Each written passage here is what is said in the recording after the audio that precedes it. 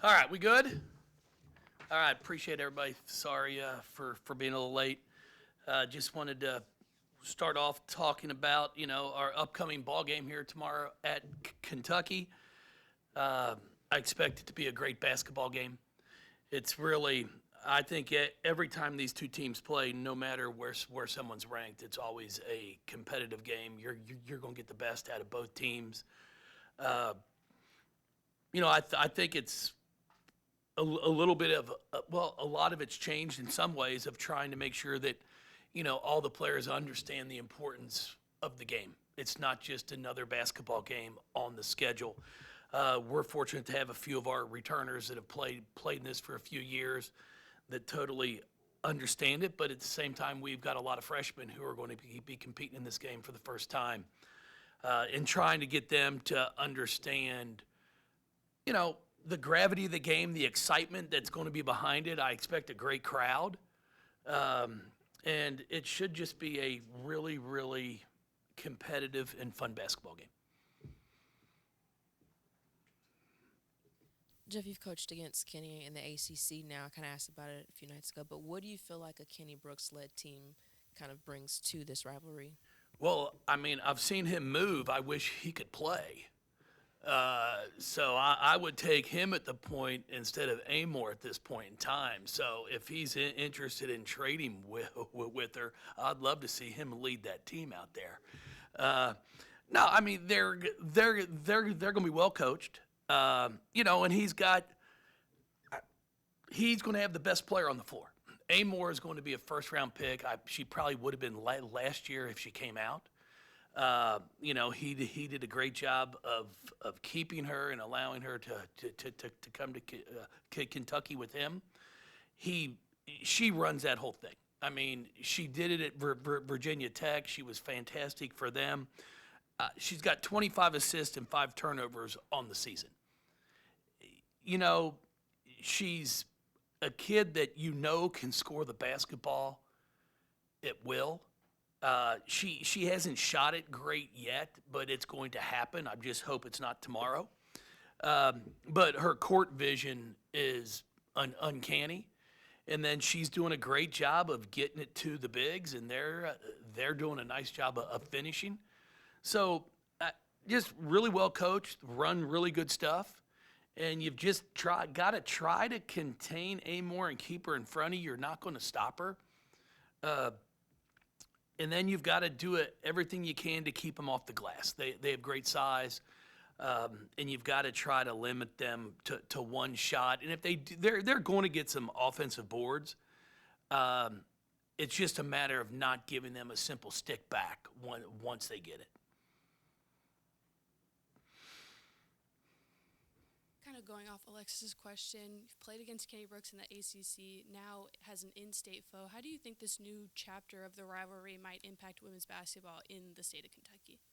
Well, I don't think it's going to make a new impact on this game. I mean, when Matthew was coaching, we had unbelievable games. I mean, I think went to 3 Elite Eights during his time there, 3 or 4 of them. We had years where we're both in the top 5.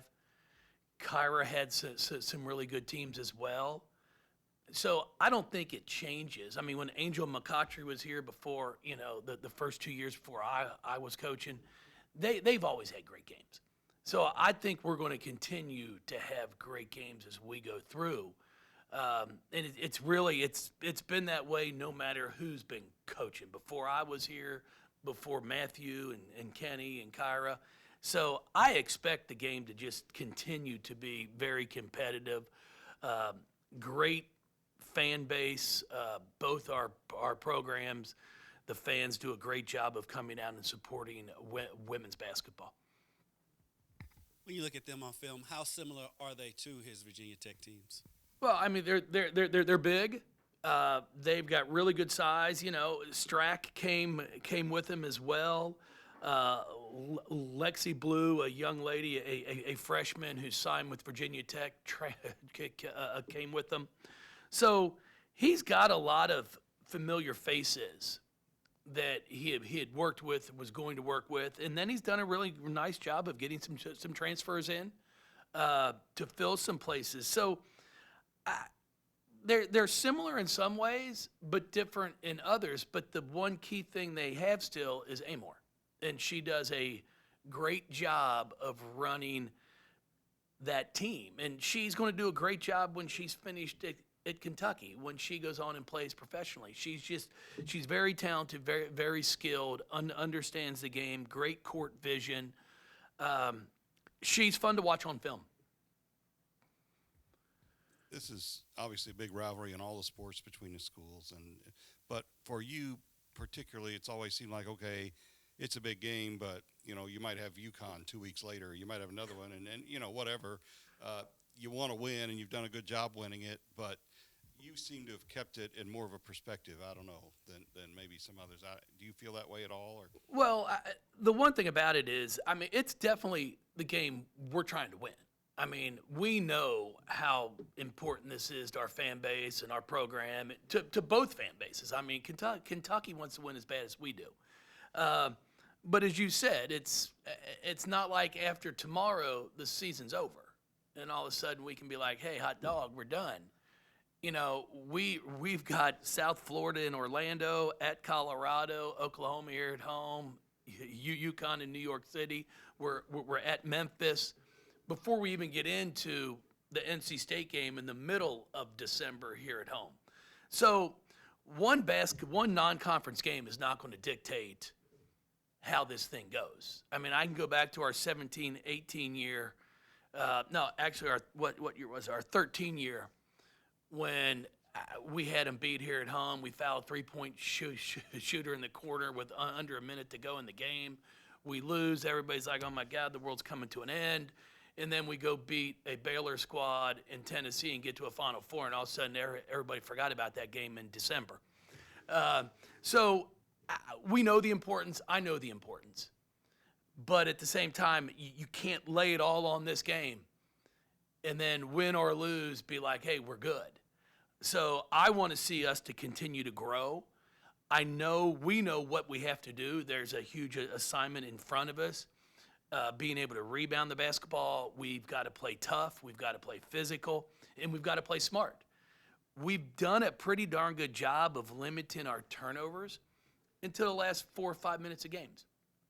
And that's where I don't care who's out there, but we've got to do a better job of that. We had 13 turnovers going into the last 3.5 minutes of our Martin game, and we turned over 8 times. It's unacceptable. But at the same time, I'm not going to yank kids because I want to see, okay, can I turn it over once or twice and make an adjustment and stop? It's one of the things I challenge our players with is like, you're out there now showing me, hey, when one thing goes bad, it's not the end of the world. I can change it.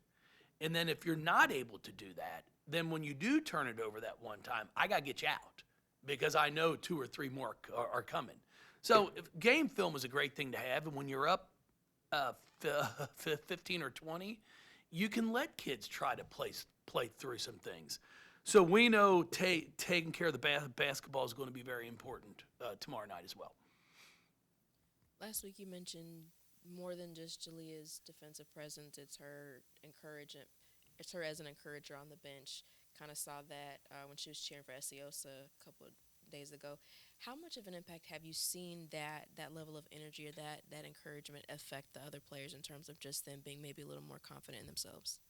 I think it's been great. It's definitely something. Her personality, she brings it every day to practice, and it's what I appreciate about her. She is a joy for the game.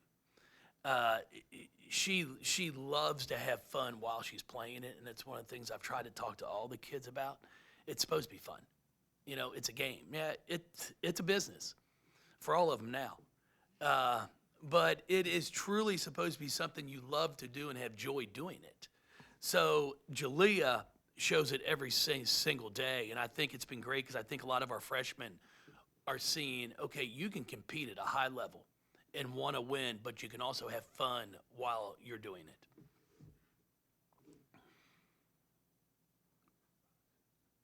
I guess just speaking of those freshmen, I mean, obviously 3 games in, do you see them start to feel a little more comfortable, or how well do you feel like they're adjusting? I mean, you have Taj, obviously, who's, scoring, and then obviously Amari, who seemed to kind of, get a little more comfortable on Tuesday, yeah. Yeah, no, I think all of our freshmen are making strides. Taj, obviously, it's come in. I think the game's playing at a slower pace for her than some of the other freshmen, which is what you want as a player. You want the game to be processed slow, where it's not like your mind's just spinning. And for her, I think she's seen what's coming at her. You know what the defenses are trying to do, what her next move is going to be. She's really good at not predetermining what she's going to do. And I think that's what separates your freshmen that are able to have success right away compared to the ones it takes a little bit of time. Because in high school, normally, you're just better than a lot of the teams you play, and it doesn't matter. Like, I'm driving right, and they can't stop me from driving right. Where at our level, if they're on your right hand, you're going to have to go with a counter to your left. Can you do that? In Taj right now, she's really doing a great job of making reads. Amari's rebounding the ball at a high level. Just been really, really impressed from the guard spot how she's playing. Offensively, I thought she was much more relaxed in Tuesday's game. And I'm just challenging her to attack more and not to be a one dribble pickup or a dribble looking to pass. I want her to look to score. I thought Azella has played really well the past two games in the first half. She's doing a great job of looking for her teammates. And then in the Martin game, she got a little frustrated. They kept pressing. She turned it over. And I said, that's part of it. Now it's to show that growth. And she comes in and she's watching film and wants to learn. And that's what's important to me because she is someone who's shown she can shoot the three in practice. She shoots it well. She has the ability to score and finish at the basket. So we're going to need her and the rest of them just to continue to improve each game. I guess just on a bigger scale, last year it was Hannah Hidalgo and Juju Watkins. The year before that was Olivia. Paige had her time, Caitlin had her time. Do you feel like, the product of girls basketball is better now coming out of high school to where they're able to make an impact right away? Well, players have been able to make an impact right away from day one. I mean, it's social media. You're able to see it more now. I mean, we have had freshmen here that have started year after year after year and have made incredible impacts for our team. Shoni, when she came in here, was a rock star. The problem is what she was able to do, you weren't able to see it 30 seconds after she did it on a national stage.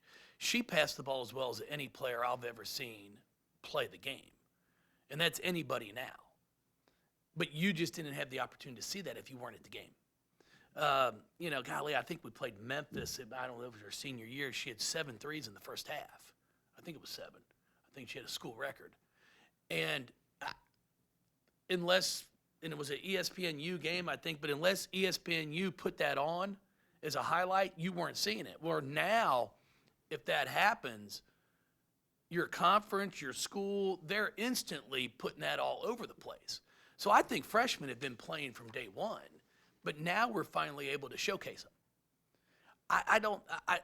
There's some really talented ones, but I just still am going to go and say women's college basketball has been pretty damn good for a long time. We just are finally getting the media attention on a national stage instantly compared to what we've been able to have for the past 20 years. Maya Moore, Angel McCautry, I keep saying those two because that's when I first got here. Were two incredible players, incredible. We just weren't fortunate enough to have social media, and the national media wasn't covering it like they do the men's game. But now we're able to see what all of these great players are doing and see it instantly. So I think that's also why our game has grown.